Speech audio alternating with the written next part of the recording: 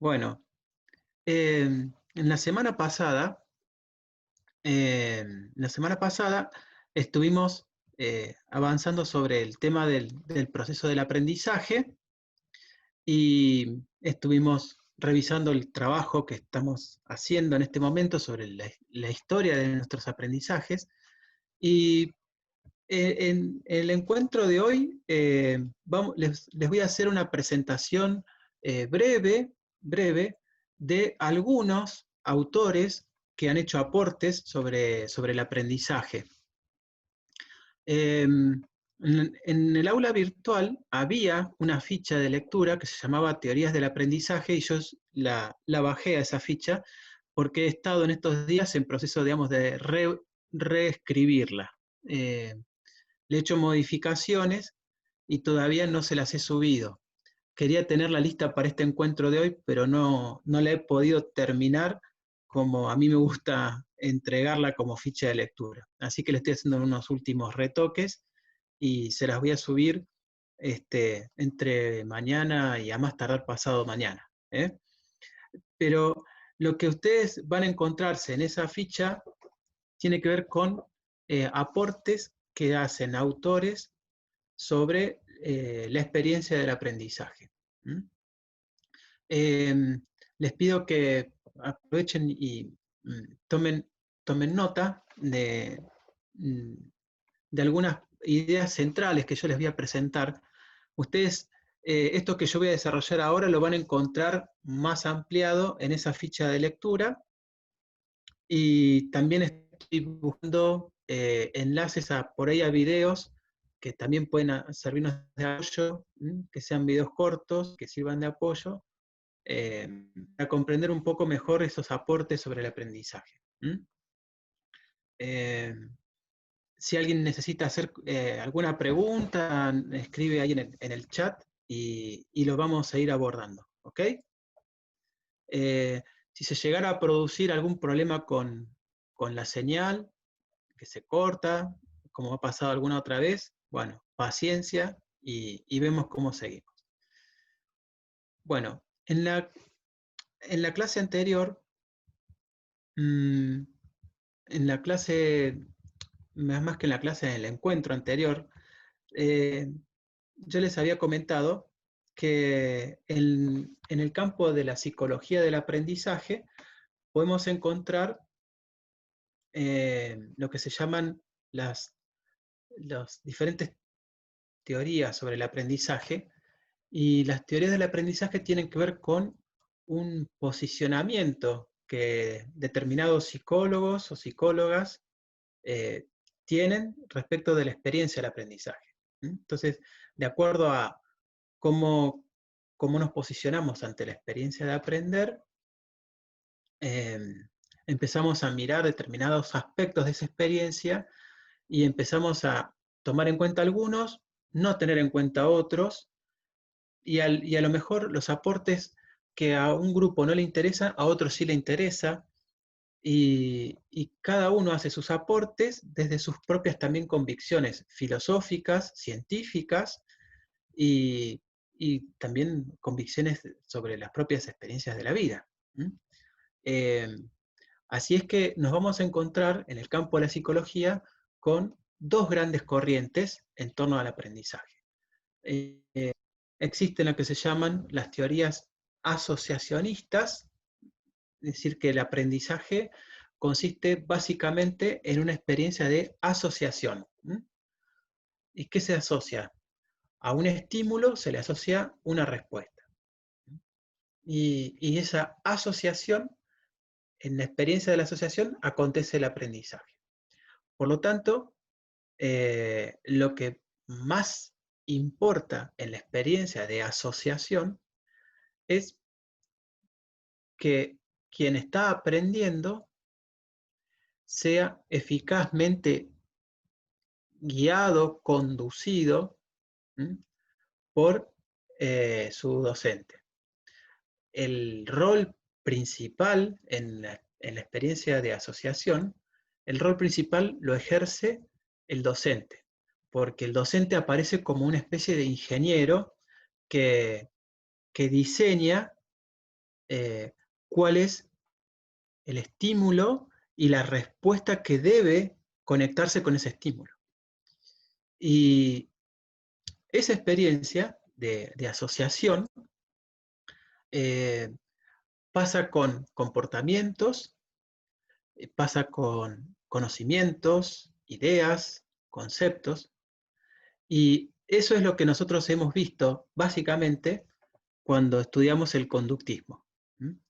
El conductismo es la corriente de la psicología que plantea que toda conducta es el resultado o la respuesta a un estímulo que moviliza, mueve al organismo para conseguir determinados fin. En este caso, satisfacer una necesidad, supóngase. Entonces, ¿en qué consiste el aprendizaje? Aprender es conectar, asociar. Frente a tal estímulo viene tal respuesta, o ante tal estímulo corresponde tal respuesta. Si llega la respuesta esperada, entonces esa respuesta es premiada. Y si lo que llega es una respuesta no esperada, o sí, no esperada y hasta desestimada, entonces a esa respuesta se la castiga. Se la castiga o no se le da ningún reconocimiento porque con la indiferencia también nadie es estimulado a seguir repitiendo una conducta. Entonces, la clave del aprendizaje pasa por allí. Entonces, ahí aparece la propuesta del conductismo, que ya la hemos visto, ustedes ahí en el video del Dr. Rosler sobre el conductismo pop, tienen bien desarrollada esa posición, ¿sí? Y, el conductismo, si bien digamos, tiene una mirada bastante mecanicista, es decir, la idea de causa-efecto, la idea de premiar y castigar, comportamiento y todo, el conductismo, digamos, tampoco es algo desechable por sí mismo. Los psicólogos conductistas descubrieron mecanismos que funcionan en nuestra mente y mecanismos en los cuales nosotros operamos y aprendemos. Lo que sí le podemos, digamos, criticar al conductismo es que han sacado conclusiones sobre la experiencia humana a partir de experimentos con animales, con no humanos. Entonces hay ciertos aspectos de la vida humana que no han sido tenidos en cuenta para comprender el fenómeno del aprendizaje. Y hay ciertas experiencias y ciertos ejercicios y prácticas conductistas que de alguna manera sí han ayudado a desarrollar el aprendizaje. Por ejemplo, en música hay muchas técnicas que usamos para aprender los instrumentos que tienen una fuente más bien conductista. Entonces, no es malo repetir y repetir y repetir para sacar una canción con un instrumento. Es necesario repetir. El tema es si yo me quedo en la noción de que la repetición es lo único que vale. Entonces ahí ya es otra cosa. Una cosa es que yo le diga, la repetición es muy importante. Otra cosa es decir que lo único que sirve es la repetición. Hay una diferencia ahí. ¿Mm? Bueno, frente a las teorías asociacionistas del aprendizaje, aparecen otro grupo de teorías y de aportes, que son las que se llaman las teorías mediacionales del aprendizaje. Bueno, vamos a explicar un poco, a ver, les quiero comentar de qué se trata esta idea de la mediación. La mediación en el aprendizaje quiere decir que entre vos como persona que está aprendiendo y el objeto que forma parte de tu aprendizaje, supóngase, tengo acá un mate, supóngase que yo soy australiano, llego acá a la Argentina, no conozco nada de Argentina y me convidan un mate. Como australiano miro esto con desconfianza y digo, ¿qué es esto? ¿No? Nunca vi esto, ¿qué me convidan? Entonces empiezo ¿qué hago yo frente a este objeto? ¿Qué es esto? ¿A quién le pregunto? ¿Al objeto? No, se lo pregunto a otra persona. che, ¿qué es esto? Entonces me van a explicar, entonces viene un argentino y me empieza a explicar que esto es un mate y que esto es una bebida nacional y que tiene un valor simbólico muy importante. Bueno, entonces, ¿qué ocurre? Que entre el objeto y el sujeto hay algo en el medio. Hay algo en el medio. Eso, algo que está en el medio, pueden ser diferentes cosas. Entonces ahora vamos a ver qué es lo que aparece en el medio entre el objeto y el sujeto. Por un lado, la cultura. ¿Mm? Por un lado, la cultura. ¿Qué es lo que está en el medio entre vos y las cosas que te rodean? La cultura. Esto para por ejemplo, yo tengo un pariente que es neozelandés. Tengo un cuñado que es neozelandés. Entonces, él no sabía nada sobre el mate. Cuando empezamos a compartir y le cebamos mate, se quería morir. Él no le entra en su cabeza cómo puede ser que la gente comparta la misma bombilla. Cada uno con su latita y con su bombilla. No. Yo si quieren tomo mate solo, pero con mi dar no. Entonces les parecía que es poco higiénico, que no es saludable, y además no le gustaba el gusto amargo del mate. Bueno, pobre mi cuñado kiwi se lo perdió. Eh, entonces, pero es la cultura. Entonces ahí nos encontramos que la cultura es algo que está en el medio, entre las cosas y nosotros. ¿Mm? ¿Qué otras cosas están en el medio? Están en el medio entre nosotros y las cosas. Tenemos la cultura y el lenguaje. El lenguaje. Y el lenguaje también forma parte de la cultura. ¿Mm? Pero, pobre Dana, dice que la discriminan mucho por no tomar mate. Sí, es doloroso, sí, comprendo. Pero bueno, estás a tiempo de aprender a tomar mate también. No te gusta. Bueno, pero está buenísimo que también uno no sea tan cerrado con determinadas apreciaciones. Es necesario, porque también es cierto que hay mucha gente que no le gusta tomar mate. En en el caso de lo que está en el medio, entre nosotros y las cosas, teníamos la cultura y el lenguaje.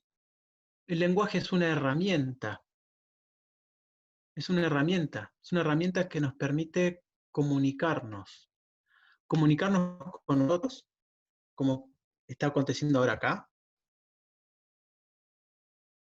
y también expresar qué es lo que nosotros estamos viviendo, estamos experimentando. ¿Mm? El lenguaje es una herramienta fundamental, es la herramienta que nos permite el lenguaje. ¿Y qué otras cosas aparecen en el medio entre nosotros y las cosas? También aparecen procesos mentales, estructuras mentales. Sería el tercer elemento. Estructuras mentales. Esas estructuras mentales son nuestras, pero no son solamente nuestras. Eh, son también estructuras que de algún modo las hemos adquirido. Para ir un ejemplo, nosotros tenemos, a partir de nuestra lengua castellana, ¿m? Tenemos una manera de pensar las cosas y de decirlas. Y usamos este idioma español con sus distintas variantes que hay en el mundo, ¿no? Pero si vos te pones a hablar con un alemán, el alemán tiene una manera de hablar y de comunicarse que es diferente a la nuestra, no solamente porque el idioma es diferente, sino porque también la manera de pensar y de pensar las cosas es diferente gracias a las estructuras del lenguaje que tiene el idioma. cada idioma tiene una estructura en su lenguaje, lo que nosotros estudiamos en la escuela como gramática. ¿Se acuerdan? Que estudiamos sujeto, predicado. Teníamos sujeto, predicado, los complementos. En cambio, los, los alemanes tienen otra estructura gramatical y piensan de otra manera. Y los sajones, que son los norteamericanos y los británicos, también la estructura de los idiomas tiene una estructura de pensamiento diferente también. Entonces, esas estructuras cognitivas tienen que ver también con la forma que tenemos de pensar las cosas y de manejarnos con las cosas. Esas estructuras cognitivas están en el medio entre nosotros y las cosas. Así que podremos nombrarlos estos tres grandes elementos que serían las mediaciones que están. Y además de esta cuestión sobre las estructuras cognitivas, la cultura y el lenguaje, ahí aparecen diferentes autores que empiezan a valorar más algunos de esos elementos y los ponen a la hora de mirar la experiencia de aprendizaje. Bueno, ¿alguien sabe dónde se puede conseguir un rico helado de menta?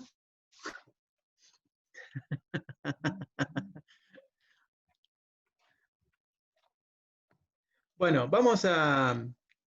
eh, vamos a ir al tema de las teorías mediacionales. Vamos a enunciar tres teorías mediacionales. Tres teorías. Bueno, la primera de ellas es la del aprendizaje por observación.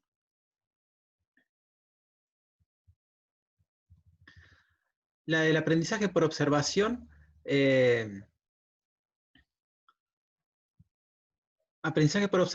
esa tiene como exponente a Alex Bandura. Bandura escriban como bandera, pero es Bandura, con U en vez de con E. Es con B larga. Alex Bandura. Bien. Y Alex Bandura plantea que el aprendizaje ocurre principalmente cuando nosotros observamos a los demás y cuando observamos lo que hacen los demás y observamos cómo los demás manejan y operan con las cosas.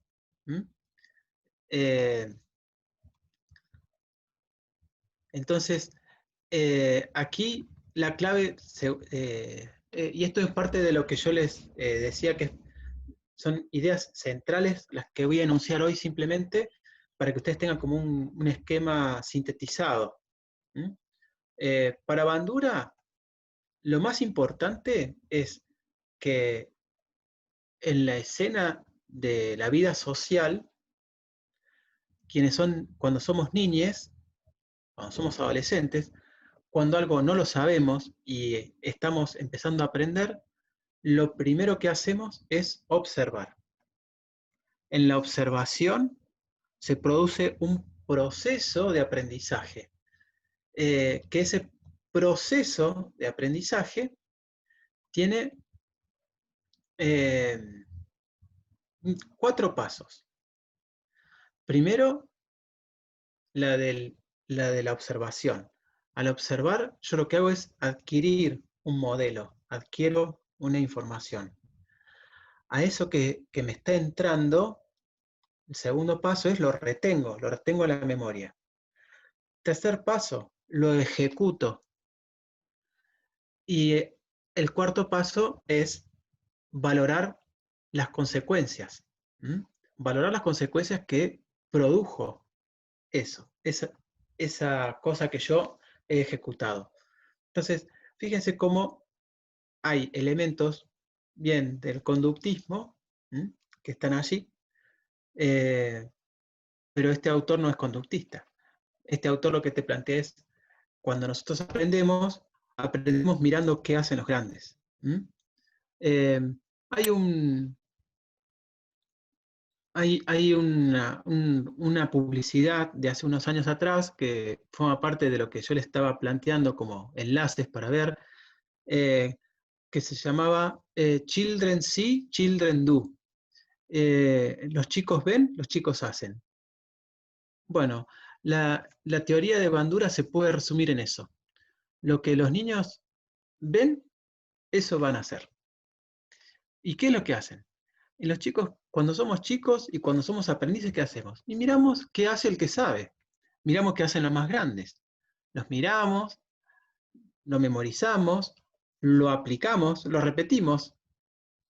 Y si nos aplauden, bueno, bárbaro, lo seguimos haciendo. ¿Por qué? Porque nos aplaudieron, porque se rieron aprobando lo que hacíamos. Y si lo que hicimos no era aprobado, chao, agárrate, se viene una penitencia, se viene un castigo, entonces sí, no, esto ya no se puede hacer. ¿Mm?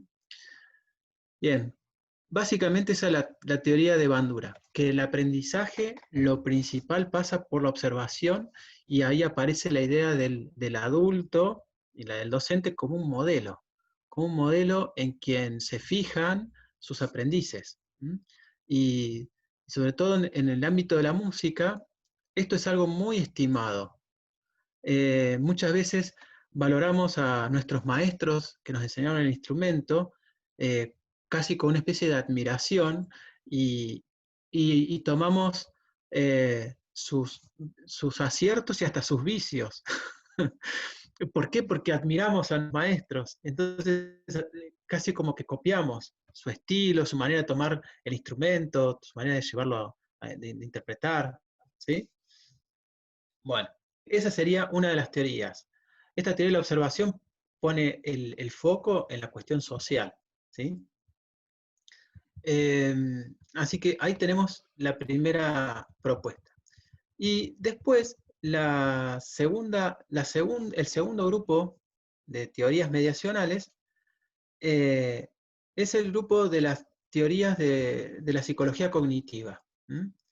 Las teorías de la psicología cognitiva, y acá nos vamos a encontrar con un abanico de autores, pero básicamente lo que hoy voy a hacer es mencionarles de manera sintética que ustedes los van a volver a estudiar con mayor detenimiento en las materias sujeto del aprendizaje. Y me refiero a Jean Piaget y a Lev Vygotsky. ¿Mm? ¿Alguno de ustedes oyó hablar de Jean Piaget o de Lev Vygotsky? ¿Sintió hablar alguna vez de ellos? ¿Sí? Ok. Bueno, ¿cómo van hasta acá? ¿Se comprenden? ¿Se entiende lo que estoy planteando? ¿Sí? Ok, muy bien. Bien. Em, bueno, lo que voy a hacer hoy es, eh, les voy a ofrecer una brevísima presentación de Jean Piaget. Jean Piaget fue un biólogo suizo. Era un personaje, Piaget. A los 21 años se doctoró en biología, para que se den una idea. A los 21 años se doctoró en biología. Era un tipo muy, muy particular, muy inteligente, muy curioso, y, y como biólogo, además estaba en esta época en la que él vive, eh, Piaget nace alrededor de 1900, fallece en 1980, y en la época en la que él se desarrolla como biólogo, como investigador, eh, ya se habían producido grandes aportes de Darwin al tema de la evolución de las especies.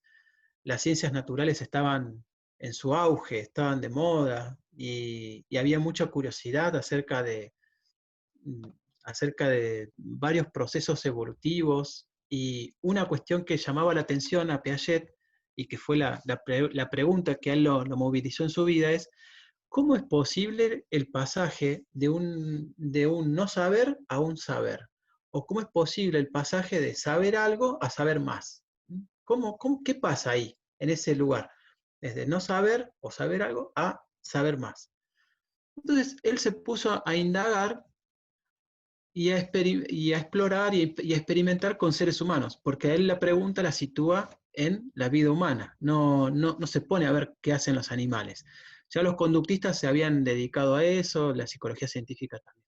Pero en cambio él lo asume como un biólogo que se pone a indagar sobre eh, el comportamiento humano. Entonces, eh, Piaget va a formular allí todo un planteo, va construyendo durante su vida toda una teoría, y en esa teoría, lo que quiero aclararles, Piaget no fue pedagogo, Piaget no fue psicólogo, era biólogo,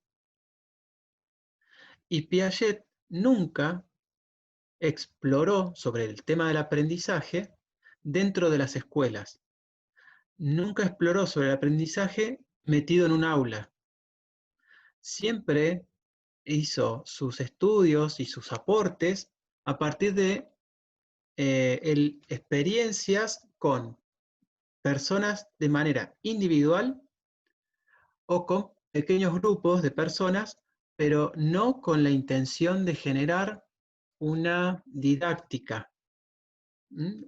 Él no se planteó, bueno, a ver, vamos a armar una teoría sobre cómo enseñar mejor en las escuelas. No, él no tenía esa intención. La intención de él era ver qué pasaba en la persona humana cuando aprende, y visto como un biólogo. Entonces, ¿qué le interesa al biólogo? El estudio de cómo los seres vivos sobreviven. ¿Hasta ahí vamos? Pobre Candela, en cualquier momento colapsa.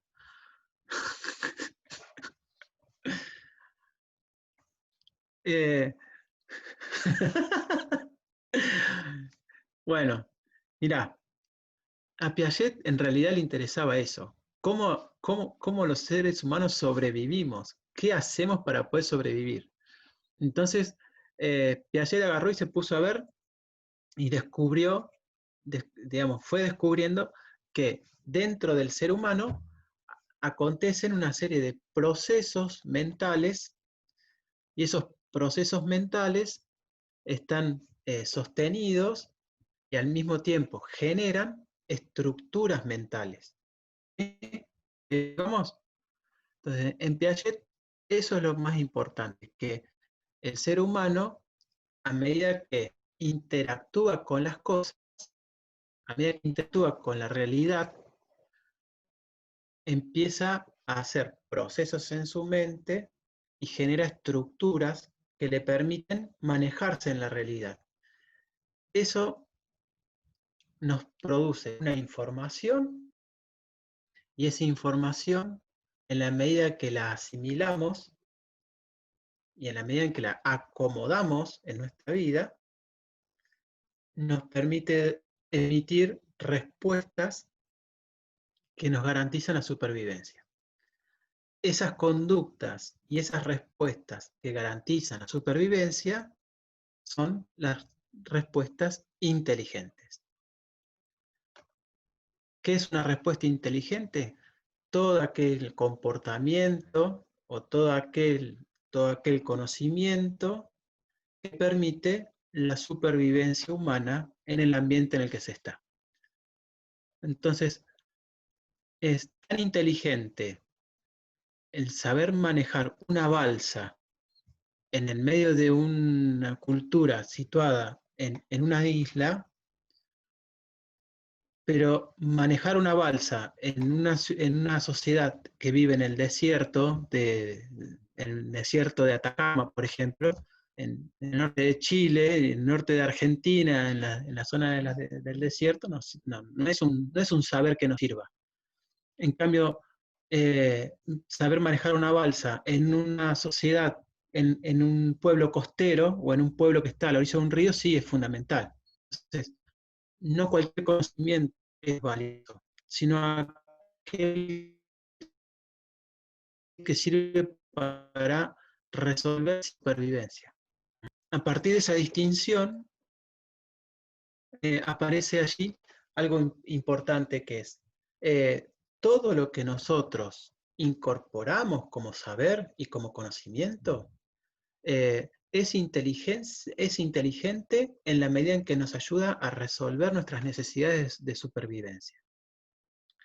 Y en ese proceso de asimilar el conocimiento, en ese proceso hay algo que es hay algo que es importante, y eso tomen nota, que son lo que el Piaget le llama los factores del aprendizaje, en ese caso, que es la interacción con las cosas, la maduración de la persona, y al hablar de maduración de la persona estamos hablando de que la persona tenga la capacidad de comunicarse también y de comprender. Entonces, eh, desde que nosotros nacemos hasta que nosotros morimos, desarrollamos dos, dos mecanismos o dos procesos que lo llama Piaget, que los vamos a vivir toda la vida, desde que nacemos hasta que morimos, que es asimilación y acomodación. El proceso de asimilación es el proceso de incorporar nueva información, explorar las cosas.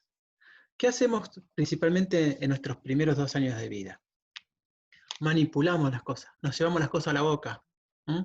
Que agarramos el chupete, que agarramos un autito, que agarramos una muñeca, agarramos un cuchillo, agarramos un tenedor, y nuestros padres se desesperan, ¡no, la boca no! O te dicen, ¡ay, qué chancho! ¿Cómo te metes eso en la boca? Y no entiende uno cuando tiene 2 años que eso es chanchada. Eso no lo entendemos. ¿Por qué? Porque estamos explorando el mundo. En los primeros 2, 3 años de vida nos dedicamos a explorar el mundo, tocamos todo, necesitamos tocar todo, llevarnos toda la boca, sentir con las manos el calor, el frío. Necesitamos eso. Eso es una experiencia de asimilación, incorporar información. Y esa información que empezamos a incorporar, luego esa información se empieza a acomodar. Y ese es el segundo proceso, de acomodación. Asimilación y acomodación. Toda la información que entra en mí la acomodo en mis estructuras mentales con las que yo puedo seguir manejándome. Por ejemplo, todos ustedes saben lo que es tocar una cosa caliente.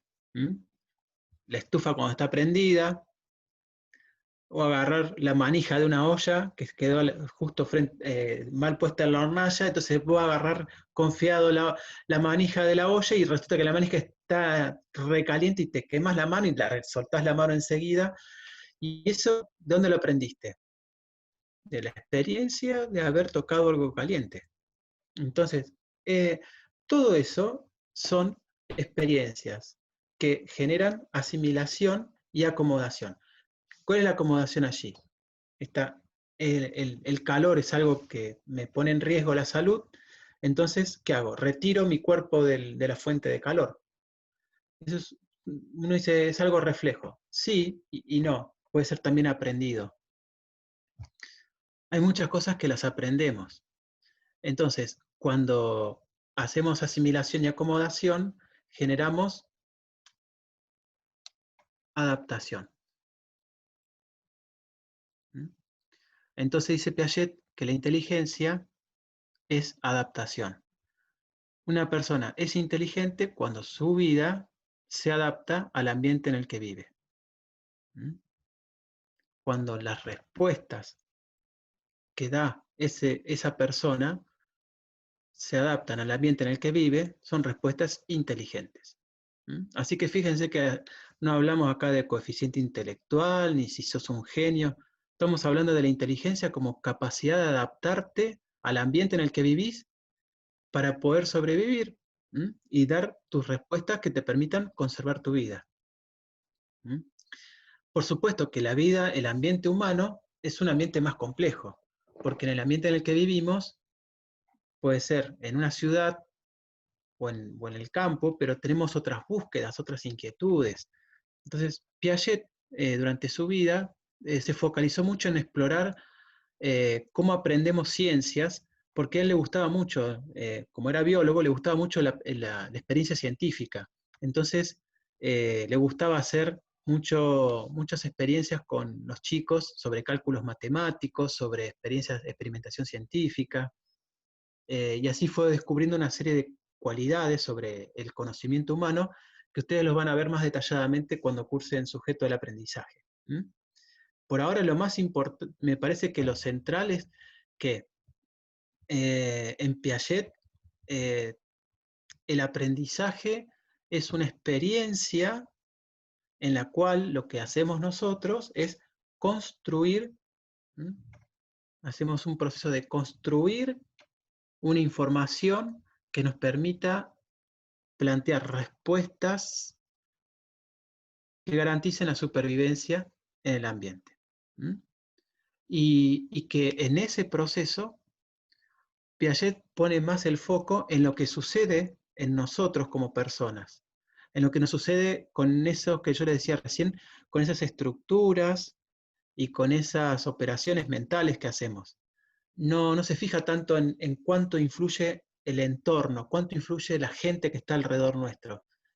No, él sí dice que es importante, claro que es importante. No da igual un niño, una niña criado en una casa donde se toca música, donde se hace música, a una casa donde no hay ningún objeto, no hay ningún instrumento musical, o también con respecto a la estimulación de géneros musicales. A veces uno se encuentra con personas que lo único que han escuchado en su vida es reggaetón. Y sí, che, pero la música es un poco más que reggaetón. ¿Eh? Eh, entonces, ¿y eso de qué depende? Y del contexto, del ambiente musical, del ambiente en el cual vos te desarrollaste. Por eso es tan rico y tan sano que desde chicos podamos ir escuchando diferentes géneros y no quedarnos encerrados en uno de ellos. ¿Mm? Eh, bueno, hasta aquí algunas cuestiones básicas sobre el tema de Piaget. Eh, Creo que lo más importante sobre Piaget es que él tiene la convicción de que nosotros como personas somos capaces de aprender por nosotros mismos, siempre y cuando los de también nos acompañen, nos guíen en ese proceso de aprender. Pero Piaget puso el foco más que nada en todo lo que sucede en la persona, en sus estructuras cognitivas, en los procesos que vive internamente. Eh, y desde ahí vamos a tener herramientas para pensarnos como educadores a la hora de pensar formas de acompañar al otro en el aprendizaje musical. ¿Eh? Como para tener en cuenta qué sucede con la persona, la importancia que tiene la exploración, sobre todo cuando uno trabaja con niños y niñas, esta cuestión de dejarles un espacio para que exploren, para que indaguen por ellos mismos. ¿Eh? Y ahí es donde viene, después van a ver ustedes cuando estudien didáctica de la música, van a encontrar distintos recursos, como por ejemplo el famoso el set de timbres, eh, u otras experiencias que implica que los chicos uno les pueda como facilitar o ayudar a construir pequeños instrumentos musicales o convertir cosas en instrumentos musicales y que ellos exploren sobre la sonoridad, sobre el timbre, jugar con la propia voz, y jugar a explorar. Y la exploración es parte de todo ese proceso de aprendizaje. Bueno, en eso Piaget nos ofreció bastantes cosas muy interesantes para considerarlas. Yo llego hasta acá, por lo menos con el desarrollo de la propuesta de Piaget. Muy bien, ¿cómo están? ¿Bien? ¿Sobreviviendo? ¿Sí? Buenísimo. Bien, y dentro de este grupo de las teorías mediacionales, fíjense, Piaget plantea que hay en el medio entre las cosas y yo, mis estructuras cognitivas, mis estructuras cognitivas, mis operaciones mentales. Entonces, eso está en el medio entre las cosas y yo. Yo puedo hablar de las cosas porque tengo ciertas estructuras mentales y he hecho determinadas operaciones y procesos mentales que me permiten hablar de las cosas. Por eso, este es un dato también interesante, Piaget decía que ¿cómo se da cuenta un educador que su aprendiz aprendió. ¿Cómo se da cuenta alguien que ha aprendido algo? Porque lo puede enseñar. Cuando alguien puede enseñarle a otro algo, significa que lo ha aprendido. ¿Mm? Y ese es el criterio de aprendizaje que nos dejó Piaget. Yo puedo darme cuenta que aprendí cuando le puedo enseñar a otro lo que yo algún día aprendí. ¿Mm? Muy bien. Dejamos a don Jean Piaget y pasamos a otro autor también dentro de este segundo grupo de las teorías mediacionales, que está dentro de la psicología cognitiva y que es Vygotsky, Lev Vygotsky. Lev Vygotsky fue un humanista ruso. Eh, los rusos no tenían una formación como en otras partes de Europa o de Estados Unidos o de Sudamérica. Sus escuelas, sus escuelas estaban orientadas más hacia otra forma de encarar la formación académica. Y Vygotsky era un humanista. Para los rusos, un humanista es una persona que sabe de filosofía, de psicología, de sociología, sabe de varias disciplinas que tienen que ver con la vida humana. Y Vygotsky era un humanista ruso.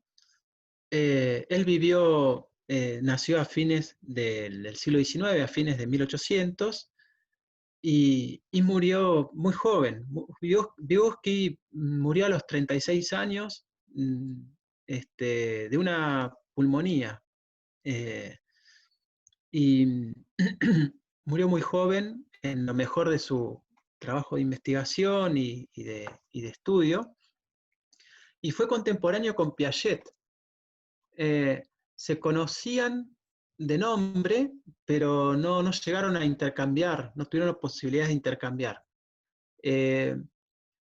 Porque, ¿qué ocurre? Vygotsky vive la experiencia de la revolución bolchevique en Rusia en el año 1918.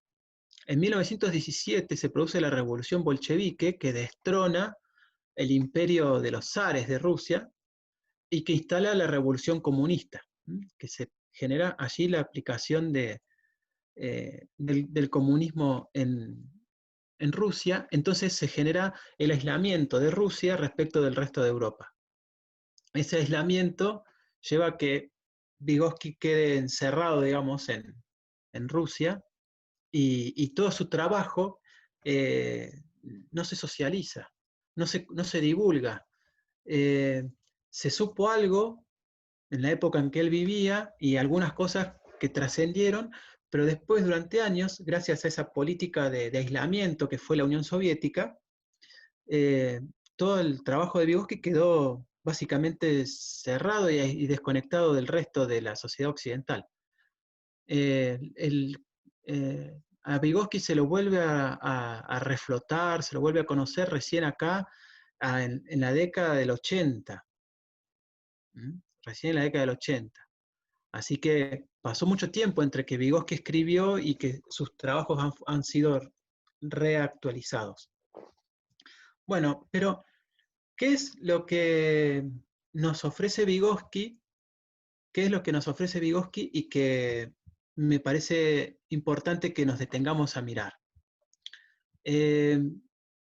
Vygotsky se detiene a considerar que todas las personas,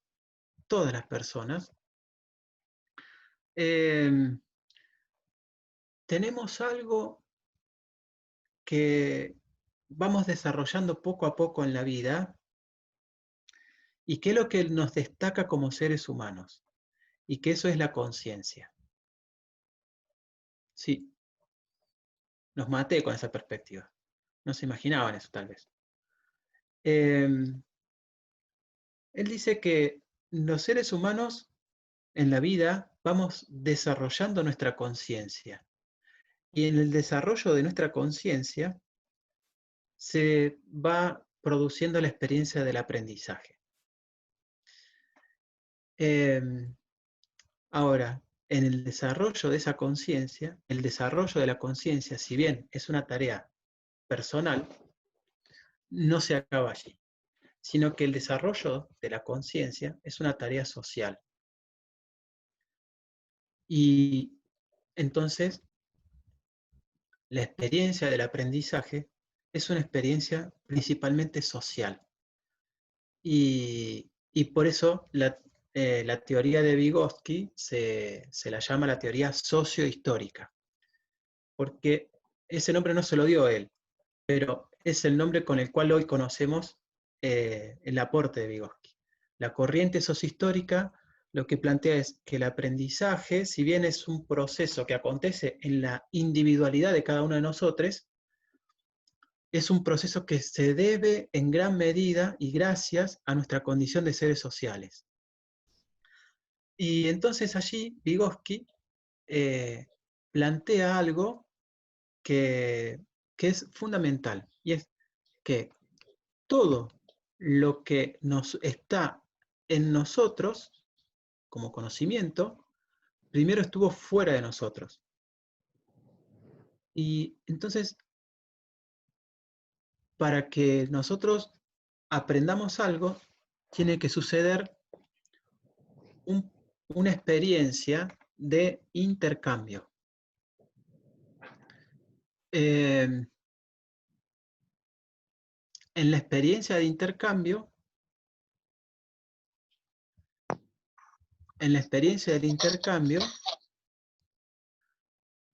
se da lo que Vygotsky llama, lo que Vygotsky, o por ahí también los sucesores de Vygotsky, Vygotsky habla de un proceso o ley de doble formación. Cuando vamos a poner el ejemplo más simple, que es el aprender a hablar. Nosotros acá en Argentina hablamos esta lengua castellana, tenemos una serie de gestos y de palabras, formas de decir las cosas, que ¿dónde las aprendimos? En casa. ¿Y cómo las aprendimos? ¿Qué es lo primero que hicimos para aprender a hablar? Escuchar. Nosotros aprendemos porque en primer lugar escuchamos. Al escuchar, empezamos a retener. Empezamos a retener lo que se escucha y empezamos a codificar determinadas palabras que sirven para tal, determinadas palabras sirven para tal cosa, ¿sí? Entonces, en ese proceso de aprender el lenguaje, Vygotsky habla de que el proceso de doble formación es que ese objeto que está allá afuera lo incorporo por una relación interpsicológica. Inter es una preposición latina que significa entre. Inter es entre. Entonces, hay una relación interpsicológica entre dos personas, entre dos psiquis. Yo como niño que estaba escuchando cómo sus padres hablan en casa, cómo sus hermanos hablan, y cuando te empiezan a enseñar cosas, y acuérdense de sus propias experiencias cuando aprendíamos, o cuando hemos visto a nuestros sobrinos, a nuestros hijos, o si hemos sido hermanos mayores respecto a hermanos más chicos, cómo primero hay una relación interpsicológica entre dos sujetos, entre dos personas, y esas dos personas hablan y una es receptora.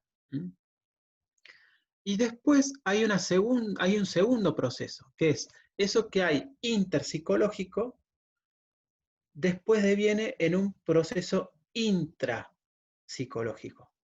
Intra es otra preposición latina que significa adentro. Ejemplo, intramuscular. ¿Quién no recibió una inyección intramuscular? ¿Qué significa intramuscular? Dentro del músculo. Eso significa. Pobre Dana.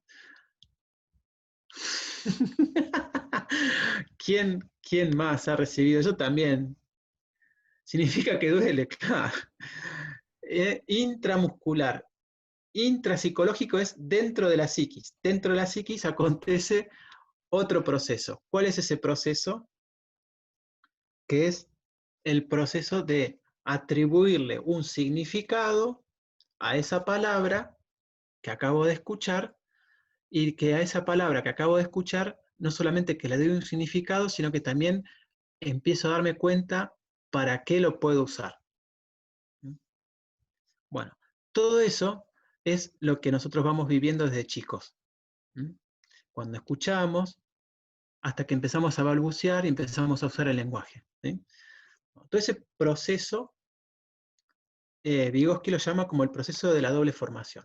Primero algo está entre las personas, y en la persona que aprende se produce después todo un proceso interno de internalización, de atribuirle significado a las cosas y empezar a usarlas. Bueno, Vygotsky plantea también que en ese proceso de aprendizaje, que esto, por ejemplo, esta misma experiencia que estamos haciendo, que es, yo les cuento algo, ustedes escuchan, toman nota, y ustedes lo escriben en sus apuntes a su manera, todo eso tiene que ver con un ejercicio interpsicológico e intrapsicológico. Lo que yo les digo, ustedes lo escuchan, lo retienen, lo codifican y se animan a expresarlo a su manera. Todavía esa información no está dentro de ustedes incorporada, les está llegando. Ahora habrá que hacer después un ejercicio de ver cuán de toda esa información a mí me sirve y cómo la acomodo dentro de mí. Esto que yo les digo tan livianamente en unos 5 o 10 minutos me llevó meses de lectura, de estudio, después de sentarme en una mesa de examen. Pobre Marcelo, ya te la ves venir, ya después, bien que sabemos lo que es la experiencia de padecer un estudio y decir, oh, todo esto tan fácil de escuchar, pero cuando la tenga que decir yo, ¿cómo me la voy a arreglar? Y bueno, eso es parte de la experiencia del aprendizaje. Bueno, Vygotsky acá se va a plantear que en el proceso en esta relación que se establece entre quien enseña y quien aprende, hay alguien que hace las veces de experto y hay alguien que es el aprendiz. Entonces, la figura del experto es fundamental porque es el que sabe. Entonces nos podemos imaginar, siendo niños, niñas, nos invitan a practicar un deporte, nos entusiasma el deporte. Supónganse que a algunos de ustedes les gusta patinar, o jugar al vóley, o jugar, o inclusive con la música. La experiencia más común, nosotros en el mundo musical, ¿qué instrumento te gusta? Y qué sé yo, en mi caso me gustaba la guitarra. En mi casa había una guitarra, mi mamá tocaba la guitarra, y ella me enseñó a tocar la guitarra, y me gustaba la guitarra. Entonces tenía cierta fascinación con la guitarra, entonces mi mamá era la experta. Ella me enseñó los primeros acordes. Me enseñó a tocar la samba, me enseñó a tocar el la mayor, mi mayor, el re mayor, y con eso empecé. Después aprendí, me fue enseñando más cosas. Pero ahí había una relación de alguien que es experto y alguien que es el aprendiz. Y en esa relación entre el experto y el aprendiz, se va a producir algo que Vygotsky lo llama diferentes zonas de desarrollo. Hay un momento en que yo no sé cómo tocar la guitarra, pero si hubiera alguien que me enseñara, entonces se habla de una potencialidad, de una capacidad, ¿sí? Esa es la zona de potencia.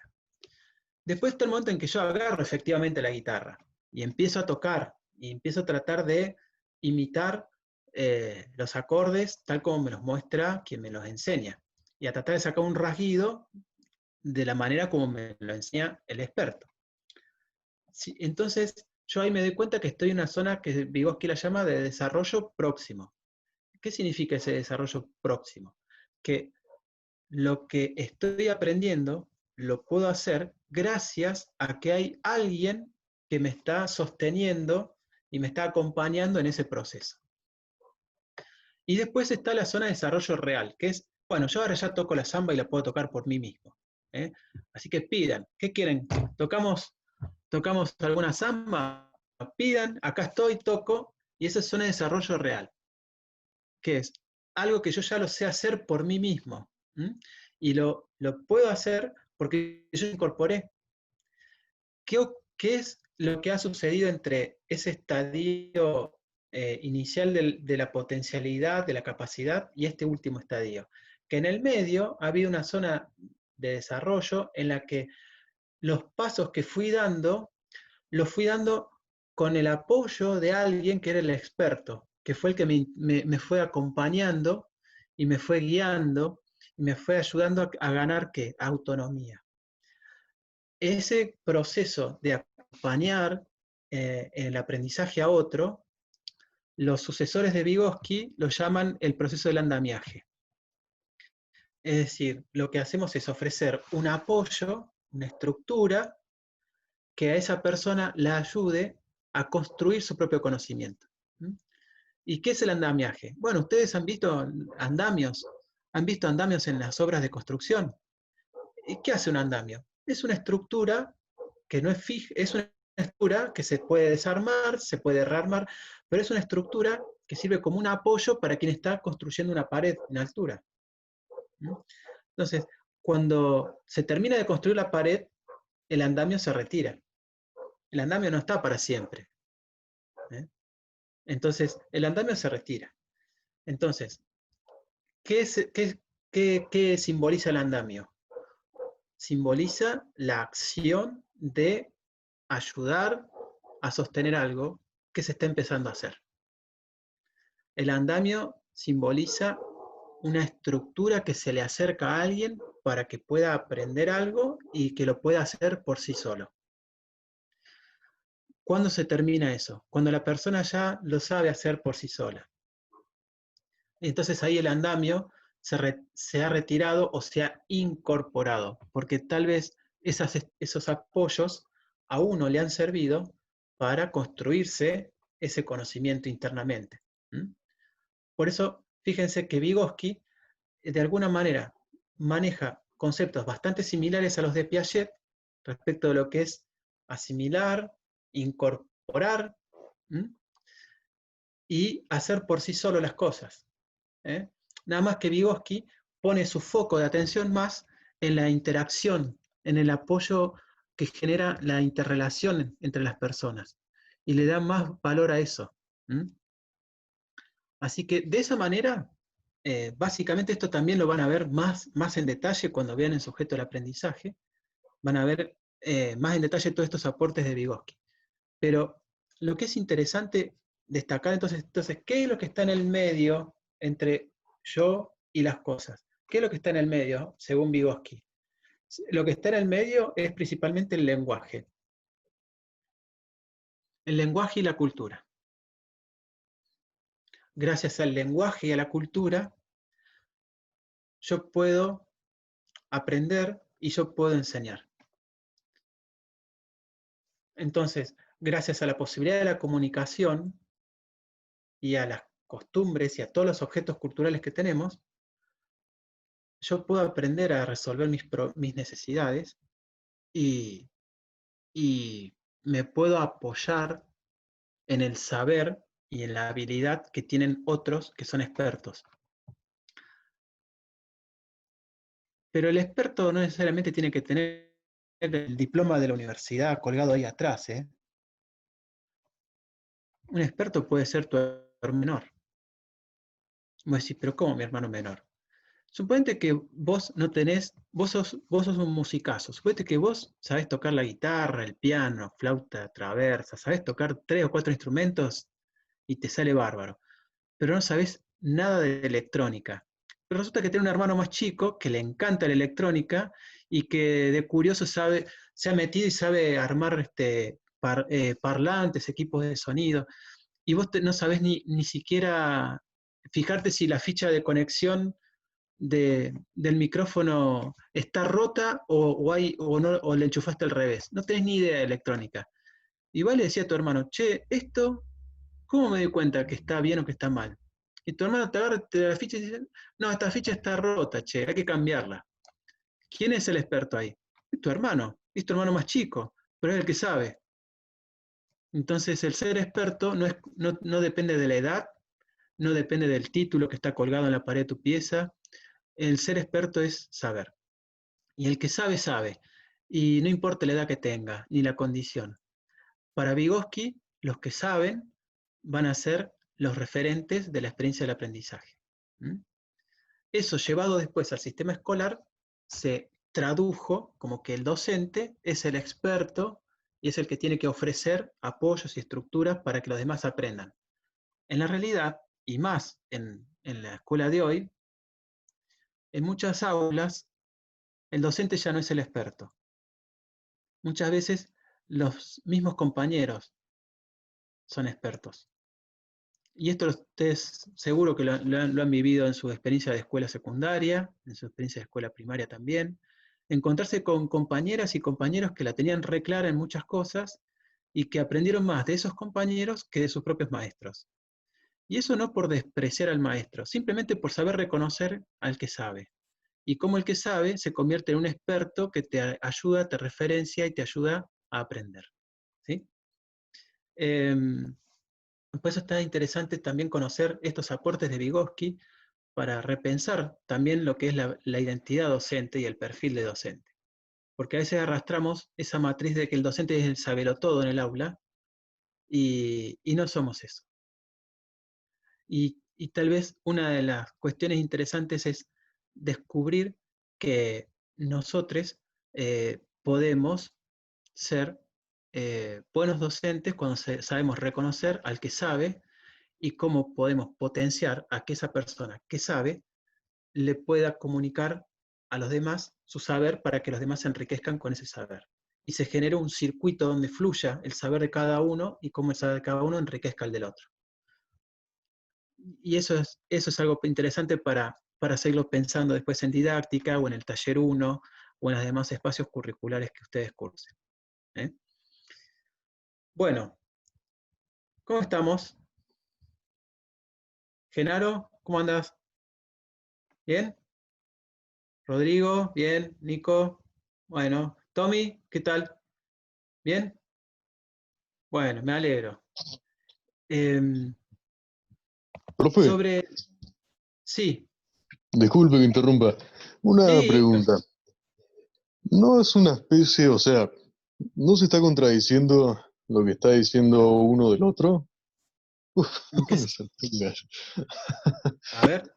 O sea, en el sentido de que el anterior usted dijo que todo el que sabe puede enseñar, ¿no? Ujú, sí, Y ahora está diciendo que no todo el que sabe puede enseñar. Ay, señor, me está... bueno, Estoy a ver. patriqui con la garganta, disculpe. Está bien. A ver si, a ver por ahí, te lo voy a decir de otra manera o por ahí no sé si he sido claro yo. Eh, para Piaget, para Piaget, cuando vos enseñás a otro, significa que vos lo aprendiste. ¿Mm? Para Piaget, vos cuando enseñás a otro, es señal de que eso lo aprendiste.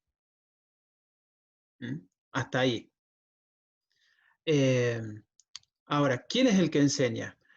Puede ser vos como profe de música, puede ser el que esté enseñando, y que de hecho habitualmente es lo que ocurre en un taller de música o en un aula de música en determinados momentos.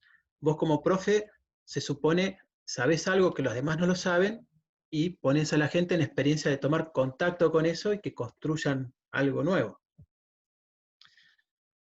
Y, pero la idea aquí es que en Piaget, el que enseña algo es porque lo aprendió. El enseñar algo es señal de que algo se aprendió. Hasta ahí es el aporte de Piaget. En cambio, en Vygotsky no hay una contradicción con eso, sino que en Vygotsky el que enseña algo no necesariamente es el maestro. El que enseña algo es el experto. Y el experto puede ser el maestro o puede ser un compañero o puede ser un pariente. Porque lo que importante es que el que enseña eh, lo hace desde lo que sabe. Y en eso puede ser, se correspondería con lo que decía Piaget. Si algo puedo enseñarlo es porque lo sé, es porque lo aprendí. ¿Sí? Lo que hace Vygotsky es como darle mucho más valor por esta cuestión de estos enfoques que yo le decía. Vygotsky pone más enfoque en la experiencia social, en la interacción que acontece entre el que aprende y el que enseña. ¿Sí? En cambio, Piaget se puso más dentro de la mente del aprendiz y todos los procesos y las operaciones que ocurren en la mente del aprendiz. No sé si te ayudé, Obed, decime. Sí, sí, sí, profe. Perfecto. Ok. Dice Rodrigo que las dos teorías se complementan. Sí, no sé si sería de complementación, pero tienen sus puntos de, digamos, de encuentro y tienen también sus diferencias, pero básicamente son teorías que se encuentran en la cuestión de fondo, que es yo puedo aprender gracias al encuentro con el otro y que en ese encuentro con el otro, lo que yo aprendo modifica mis estructuras y me habilita a nuevas cosas. ¿Sí? Eh, Angie, ¿querías agregar algo? Sí, dale. Sí, Ale, que estas por ahí, me parece que es por ahí que viene el tema. Estas dos teorías es muy habitual que los manuales de psicología, que históricamente se han enseñado como teorías opuestas.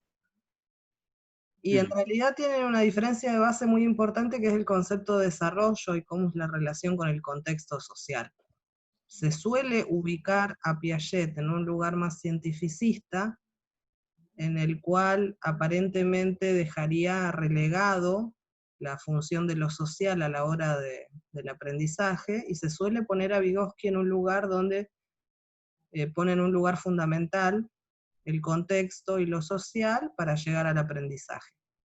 En sí mismo compartían lo que se suele llamar un aire de época, entonces no es raro que estén, aunque con la distancia del contexto político del momento, no es raro que estén hablando de cosas similares, o de un tema en común, eh, pero no es que se propusieron hacer una teoría en contra de la teoría del otro. Exacto. Ponen el foco en un lugar distinto. A veces se las puede tomar como complementarias desde algún lugar, a veces se las considera opuestas, pero no se focalizan en eso, porque no es que nos tenemos que quedar con una que es buena y la otra que es mala, sino ver por ahí qué herramientas nos sirven de cada una. Eso nomás. Perdón por la interrupción. No, por favor. Muchas gracias, Angie. Eh, eso que dijo recién Angie es importantísimo, gente. Cuando uno mira los aportes de estos autores, tomen lo bueno, tomen aquello que a ustedes se edifique para pensarse como educadores.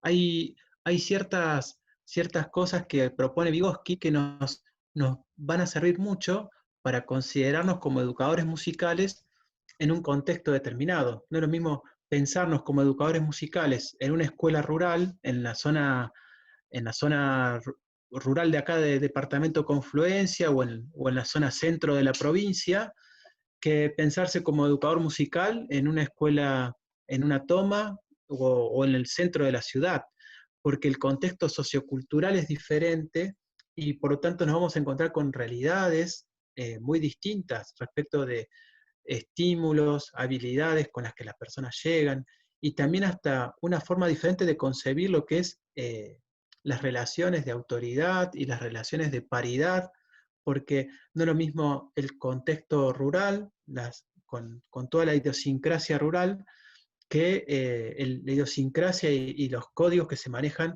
en un barrio periférico de la ciudad de Neuquén o en un barrio del centro de la ciudad, o cruzando el río, ir a Chipoleti o ir a Cinco Saltos.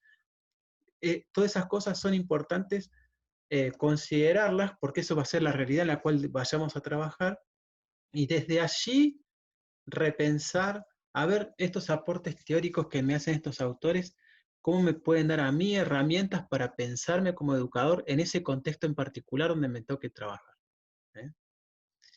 ¿Eh? Bueno, todos estos aportes que los van a encontrar en esta ficha de lectura que yo les comenté. Yo lo que hice fue recién ir haciendo como un desarrollo de esta, y la información que pero que me pareció interesante para contestar a los autores. Hay gente que hoy sigue estudiando los aportes de Piaget. Acá en América Latina, Emilia Ferreiro es una pedagoga que se ha dedicado a profundizar y darle continuidad a los aportes de Piaget. Y después, aquí en la zona, se ha tratado de darle a la formación de los educadores musicales bases más asociadas a la manera de mirar la experiencia de aprendizaje de Vygotsky y algo de Piaget, pero también se ha tomado mucho del conductismo, porque nosotros en Argentina, la historia de la escuela argentina es una historia que está marcada por el normalismo, la escuela normal, y la escuela normal en Argentina ha bebido mucho del conductismo, ¿sí? Porque también es hija de su época. Pero bueno, ya esos son enlaces que ustedes pueden ir haciendo entre la historia de la pedagogía y ver también cómo esto está atravesando nuestras matrices a la hora de pensar cómo aprender y cómo enseñar. Bueno, ¿alguien quiere hacer alguna pregunta sobre todo esto que estemos haciendo? Sí, ¿cuándo nos vamos? Candela está esperando que le traigan el helado de menta.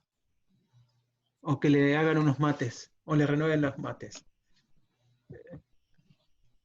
No me Si me gusta el permite, mate ni el helado de menta. Uy, bueno. Así que... un mate Bueno, cocido se va a tomar.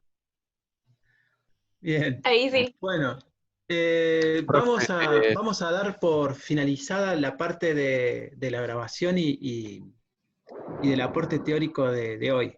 Ahora voy a dejar, avísame Angie cuando termine.